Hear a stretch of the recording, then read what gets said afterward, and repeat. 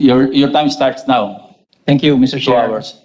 Thank you, Mr. Chair and Senate President and the members of the committee. I would like to thank the committee for allowing me to participate in this very important hearing. Tulad po ninyo, nais ko rin ng paglilinaw sa usapin ng red tagging at kung paano ito nagiging banta sa karapatan at seguridad ng ating mamamayan. Lalo na ng mga tulad naming naghahangad ng makabuluhang pagbabago sa ating gobyerno at lipunan. I am here to represent the bagong alyansang Makabayan, an umbrella group of national democratic organizations, including among others, Gabriela, Kilosang Mayo Uno, Anak Bayan, the League of Filipino Students, Alliance of Concerned Teachers, and other organizations that have been repeatedly labeled as front organizations of the CPP-NPA NDF by the NTF-LCAC, particularly Generals Esperon, Parlade, Anyo, NICA Chief Alex Monteagudo, and PCOO Undersecretary Lorraine Badoy. I am also here in my personal capacity since my name was mentioned in the last hearing by one of your resource persons, Mr. Jeffrey Celis. Mr. Chair and members of the committee, sa nakaraang testimonya ni Mr. Celis sa kapulungan ito at sa napakaraming mga pahayag niya sa media, social media at iba pang forum, sinasabi niyang ako ay miyembro ng CPP at kung gayon ay kalahok sa armadong pagpapabagsak sa gobyerno at mga kaugnay na iligal na gawain. Sinasabi rin niyang ang bayan at mga organisasyon sa ilalim nito ay mga front organizations ng CPP-NPA NDF, nagre-recruit ng NPA at bahagi ng armadong revolusyon. Ito rin po ang paulit-ulit na sinasabi nila Yusek Badoy, General Parlade, at iba pang opisyal ng NTF-LCAC.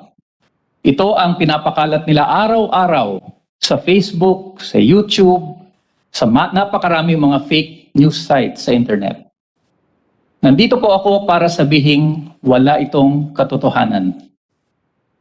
Isa po akong aktivista. Kumikilos po ako sa legal at parlamentong pakikibaka para sa panlipunan at demokratikong reforma. In pursuit of my advocacies, be it higher wages for workers, climate change, or lower power rates, I have always worked within the bounds of the Constitution and our laws. I am not engaged in the armed struggle. I do not support or espouse the violent overthrow of the state. And I do not recruit for the New People's Army or any armed group. Hindi po ako rebelde, Mr. Chair. Hindi po ako terorista. At hindi po ako front ng mga rebelde o terorista. Ako po ay isang aktivista. It is true, Mr. Celis and I were student journalists in the College Editors Guild 29 long years ago. But to name drop me just to bolster his stature as a self-confessed CPP insider is both malicious and unfair. Marami daw pong nangyari mula nung nag-cruise ang landas namin ni Mr. Celis. Ako po, nanatiling aktivista, naging congressman ng 9 na taon, at bumalik sa Parliament of the Streets.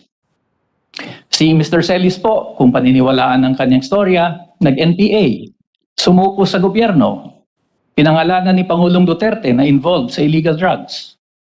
Tapos ngayon ay ahente na ng NICA at star asset ng NTF-LCAC. Hindi ko po alam kung anong pagsusubaybay o pananaliksik ang ginawa niya sa buhay ko para ako ay paratangan niya ng kung ano-ano. Wala naman po siyang pinapakitang ni isang katiting na tunay na ebidensya liban sa mga self-serving statement niya. Mr. Chair, my accusers have failed to provide any document, any incident, or any piece of competent, admissible, and credible evidence to prove their allegations against me. What they churn out are all sweeping and unsupported assumptions, unsubstantiated accusations, aimed to discredit me, my advocacies, and the organizations I work with. Nilalagay po nila sa peligro ang buhay ko, gayon din ang aking pamilya. Ang talagang kinakatakot ko, Mr. Chair, ay mangyari sa akin ang nangyari sa mga kaibigan kong si Randy Malayaw, kaibigan din ni Mr. Celis yan, Sara Alvarez, Jory Porquia, at marami pang aktivistang pinaratangan nilang komunista bago pinatay. Mr. Chair, ito po ang panganib ng red tagging. Pararatangan kang komunista, terorista, communist front, o kasabwat ng mga komunista upang ikaw ay takutin, patahimikin, dungisan ang iyong pangalan, palawasing sangkot ka sa mga illegal na gawain, at iset up sa mga gawa-gawang kaso o mas matindi para bigyan ng katwiran ang iyong pagpatay. Karaniwang biktima nito ay mga aktivista na naglilingkod sa mga mahihirap at inaapi. Miyembro ng oposisyon, media, mga kritiko at hindi sumasang-ayon sa gobyerno. Mr. Chair, red tagging is guilt by association with our accusers playing the role of judge, jury, and executioner. Pag nired tag ka, syempre pag-iinitan ka, matatakot ka, at mas gugustuhin tumahimik ka na lang. It is this chilling effect on our people that kills democratic participation and healthy debate on issues of public concern. Mahalagang pansinin natin na sa kanyang testimonya at mga media interviews, inaamin po ni Mr. Celis na ang kanilang mga akusasyon ay hindi makakatayo sa korte. Kaya nga daw dumudulog sila sa Court of Public Opinion. Kasama na po itong Senate hearing para daw ilantad kami. In other words, Mr. Chair, this is nothing but trial by publicity, with the Senate, unfortunately, serving as their biggest platform today. Hindi na po bago ang red tagging, red baiting, o communist witch hunting. Ginawa na po ito ni Hitler in Nazi Germany, ginawa ni Senator McCarthy sa US, ginawa ni Suharto sa Indonesia, ginawa din ni Marcos dito sa ating bansa. Isa pang talamak sa pag-red tag ay ang gobyerno ni dating Presidente Gloria Macapagal Arroyo.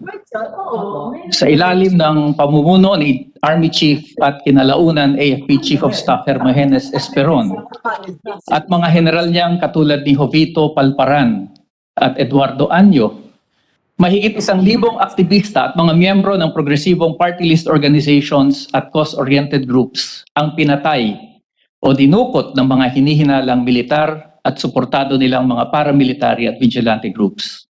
Bago sila pinatay o dinukot, halos lahat ng mga biktima ay ni-red tag. This is well documented, Mr. Chair. Let me quote the findings of UN Special Rapporteur on Extrajudicial Summary or Arbitrary Executions, Philip Alston, who visited the Philippines in February 2007 to investigate the killings under the Arroyo administration. Ang sabi po ni Professor Alston, may 2 dahilan ang malawakan at sistematikong pagpaslang. And I quote, "The first cause has been variously described as vilification, labeling, or guilt by association. It involves the characterization of most groups on the left of the political spectrum as front organizations for armed groups whose aim is to destroy democracy. The result is that a wide range of groups, including human rights advocates, labor union organizers, journalists, teachers, teachers' unions, women's groups, indigenous organizations, religious groups, student groups, agrarian reform advocates, and others are classified as fronts and then as enemies of the state that are accordingly considered to be legitimate targets. The second cause is the extent to which aspects of the government's counterinsurgency strategy encourage or facilitate the extrajudicial killings of activists and other enemies in certain circumstances." Mr. Chair, ito ho mismo ang ginagawa ngayon ng NTF-ELCAC sa pamumuno ng kanyang Vice Chairman na si General Esperon, na siyang AFP Chief of Staff nang nag-imbestiga si Professor Alston.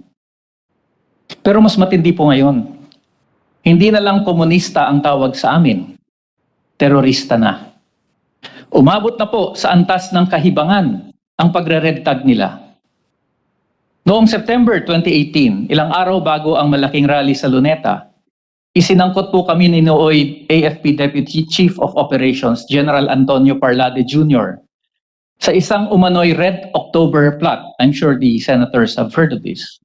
Ayon sa kanya, Itinatag daw ng CPPNPA ang isang grand coalition para pabagsakin ang gobyernong Duterte, kasama ang Liberal Party, ang Magdalo Group, ang mga anti-Duterte coalitions tulad ng Movement Against Tyranny, Coalition for Justice, at Tindig Pilipinas, at 11 universidad at kolehiyo sa Metro Manila. May kasama pa hong isang paaralan na hindi naman nag-i-exist. Kasama din daw ang mga labor groups, mga student activists, mga lumat organizations sa Mindanao. This preposterous and ridiculous plot was obviously meant to subject us to trial by publicity, establish guilt by association, and spread outright lies and intrigue to sabotage the September 21 rally and paint the president's critics as destabilizers.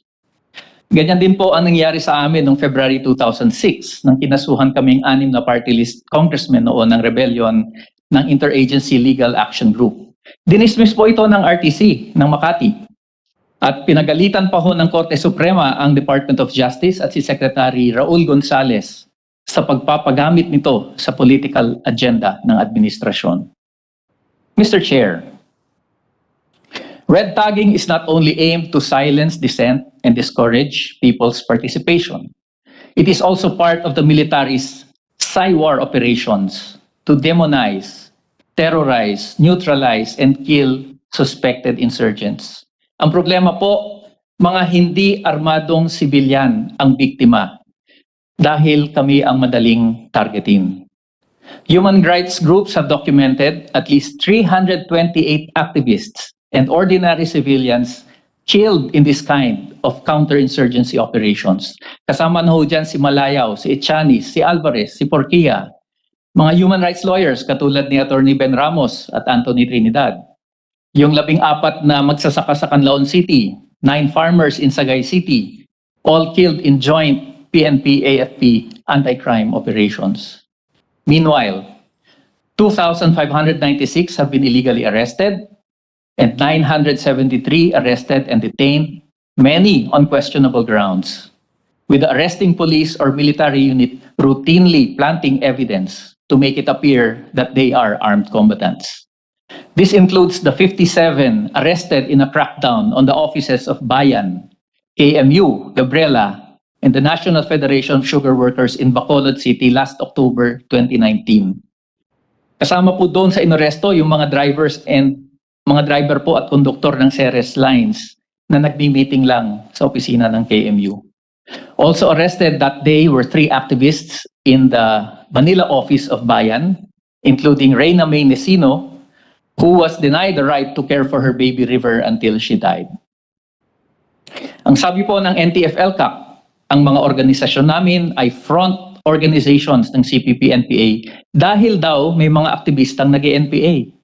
Ang hindi po nila sinasabi, Mr. Chair, karamihan ng mga aktivista nagiging dedicated public servants, mga government officials, abogado, huwes, congressman, senador, at ang iba ay nagiging opisyal pa ng military at police. I'm sure here in the Senate, many of your staff members were former activists themselves. Hindi kaya dapat mas tawagin kaming Government Front? Sa katunayan, nung panahon ko po sa College Editors Guild, kahit po mga editors ng The Core, ng PMA, miyembro ho namin.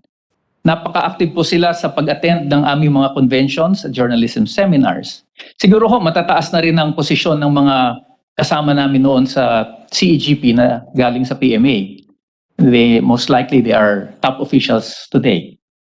Pero ang tanong, bakit nga ba nagiging NPA ang ibang aktivista? Ito po ang simpleng sagot. Dahil nais nilang lunasan ang mga problema at hinaing ng ating mamamayan at marahil hindi na sila nasasapatan sa kayang ibigay ng kasalukuyang sistema. Perhaps they find the legal parliamentary arena to be insufficient in their quest for democracy, social justice, and national sovereignty. Marami ring napapabalitang namumundok dahil sa halip na mabigyan ng hustisya, ginigipit at pinag-iinitan pa sila ng gobyerno. Halimbawa na ho dyan yung mga biktima ng human rights abuses, yung mga inagawan ng lupa, o mga aktivistang hinahanting ng mga pulis at sundalo sa kani-kanilang mga komunidad. In all these instances, Mr. Chair, The decision to take up arms is not an organizational decision. It is a personal choice dictated by their own experiences and political and ideological consciousness. Ang sabi pa ho nila, kung hindi kayo fronts ng mga komunista, bakit ayaw niyong kondenahin ang armadong pakikibaka o ang mismong CPP-NPA, NDF? Ang sagot ko po ay dahil kinikilala namin na ang kanilang mga ipinaglalaban, just like the Moro National Liberation Front, who is also taking up arms, the Moro Islamic Liberation Front, kanilang pinaglalaban ay nakaugat sa mga makasaysayan at lehitimong hinaing ng ating mamamayan. Hindi po masasamang tao itong mga ito, Mr. Chair. Sila po ay mga kapwa Pilipino na nais din ang pagbabago. Halimbawa, tunay na reforma sa lupa, pambansang industrialisasyon, pagrespeto sa karapatang pantao, pagbuwag sa pork barrel system at mga political dynasties, pag-iit ng soberenya sa West Philippine Sea at sa buong bansa. Ito po yung mga bagay na dapat lamang ipinaglalaban. Sa halip po na kondenahin sila at ang kanilang pakikibaka, hindi ba mas mabuting pakitunguhan o engage natin sila para sa paglulutas nitong mga suliranin ng ating bayan? Kaya nga po napaka-importante para sa amin ang peace talks.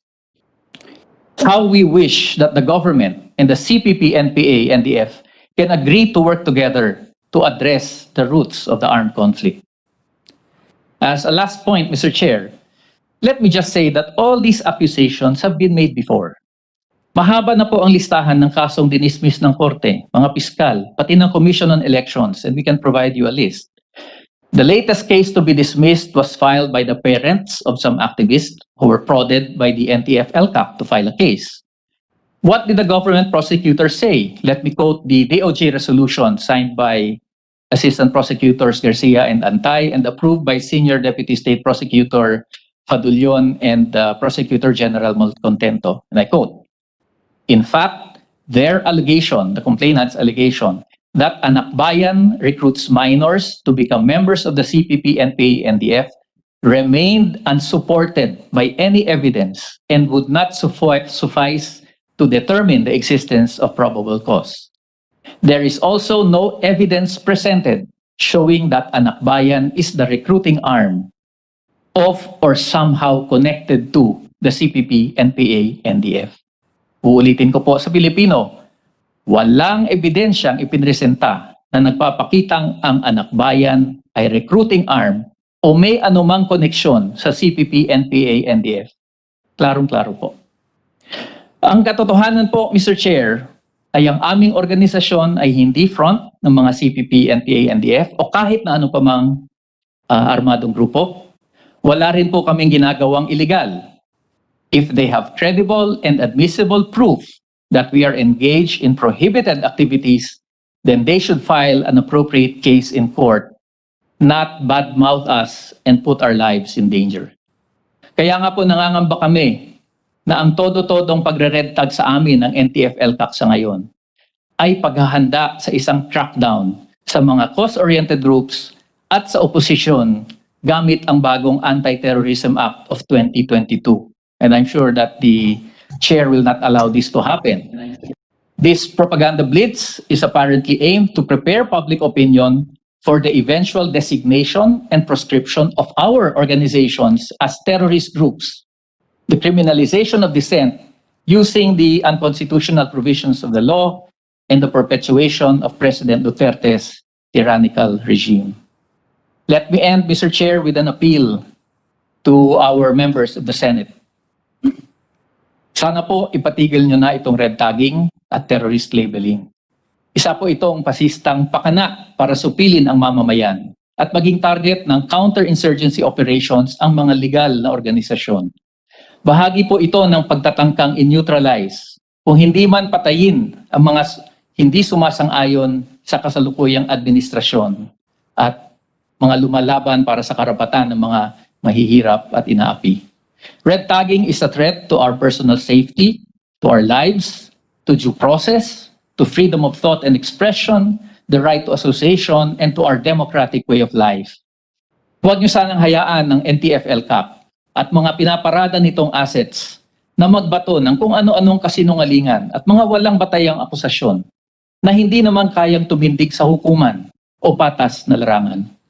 Our accusers should put up or shut up. Sana po wag magpagamit ang Senado sa mga karumal-dumal na pakanang ito ng NTF-ELTAC at ng Administrasyong Duterte. Yun lamang po, Mr. Chair, Senate President. Maraming salamat po. Magandang umaga.